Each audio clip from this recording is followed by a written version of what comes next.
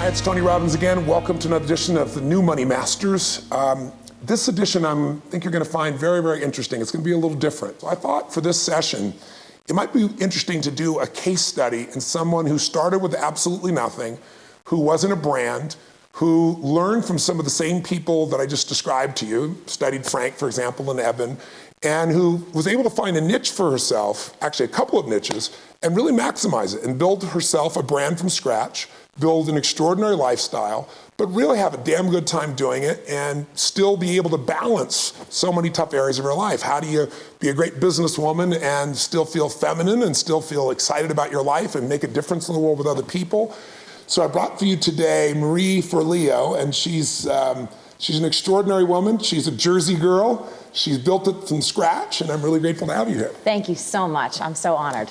Now, I understand, it's interesting. We have a lot of common friends, Yes. with Eben and with Frank and so forth. And I understand you went to Unleash the Power Within many years ago. I did. I was like, first of all, when I got this call, I was so excited because you are really my gateway drug to the world of personal I development. don't think I've ever had that term before, gateway drug. It was a really good experience, but I remember in the beginning when I was trying to find my way and knowing that I had potential inside me, but not understanding how to get that potential out and Yes. make it into results. Yes. You were one of the people that I went to, and I was listening to you at the gym on the treadmill, and I had these dreams of dancing and these dreams of coaching and these dreams of helping people, but I didn't know how to make that a reality, and you were one of the people that really got me started. Well, I'm really pleased to hear that and thrilled to hear that. Well, tell me, you've developed an incredible success. You're foreign, got an international best-selling book now in, 6 languages? Yes. And your title is? It's Make Every Man Want You, How to Be So Irresistible You'll Barely Keep From Dating Yourself. That last line kills me. Okay, and your primary market is obviously women. You've Yes. done 4 best-selling DVDs on dance and exercise and fitness. So Yes. you kind of branched out in both dating and fitness in those areas. Yep. You've got a coaching business. Yep. I understand you've worked with Fox News online as a coaching consultant for them as well. So you've done incredibly well. But you didn't start out knowing this was where you wanted to be. You started out, as I understand it, really interested in business and finance. Is that right? Yeah, I did. I went to school for finance, and my first job out of college was on Wall Street on the New York Stock Exchange. And I remember I loved it because I have a ton of energy, and there's no seats on the New York Stock Exchange. Like, you run around like a maniac, screaming all day. So that part I absolutely loved. But something inside me kept saying, like, this is not what you're supposed to be doing in the world. And it was really disturbing because, my parents had invested money. I invested my own money, getting my education, and then discovering, like, wow, this isn't where I'm supposed to be. Right. But I don't know what I want. And that was the scary part.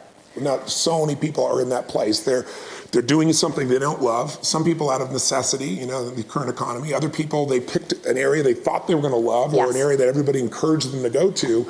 And a lot of people just, when they get there, they know they're unhappy, but they don't know how to change. How did you make the shift? How long were you involved? What, 9, 10 months, if I remember right? Yes, I was 9, 10 months, and I have such a strong sense of intuition. It was like this little voice inside me kept saying, this is not where you're supposed to be. And it grew louder and louder and louder until I couldn't ignore it anymore. It felt like I had to make a change or something in me was going to die. And I called my parents and I said, I know you're going to think I'm crazy, but I need to go find what I'm meant to do in the world. And I was just 22 at that time. Mm-hmm. And I said, I'm just going to go on some odysseys because I feel like I'm really strong in business, but I'm also really creative. And I don't feel like I get that satisfaction from being on the floor of the New York Stock Exchange. Right. So I did a little dabbling in publishing. I was at Gourmet Magazine in the ad sales department and spent some time there. And I loved the people I worked with, but I didn't want to be my boss. I didn't want to be the publisher of a magazine. And very quickly, thankfully, I figured out, I was like, wow, if I don't want to be my boss, if I don't want to be the head of this magazine, this isn't where I should be.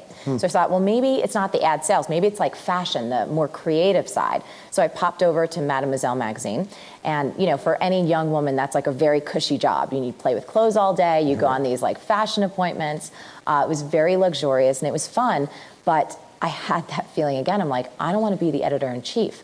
And then I started to feel like I was broken. I said, I know I'm smart. I graduated valedictorian of my class. Wow. So I knew I was a smart girl, but it was like time was starting to go by, but I didn't feel satisfied, and I certainly wasn't making great money. And you've now been on 3 odysseys, none of which have really fulfilled you. Exactly. And that's when I stumbled upon this article about life coaching. And it was so funny because I found it on the internet. And do you ever read something and you just go, oh my God, there's something in there, like something in me lit up. Right. And I realized that that was a piece of my real path.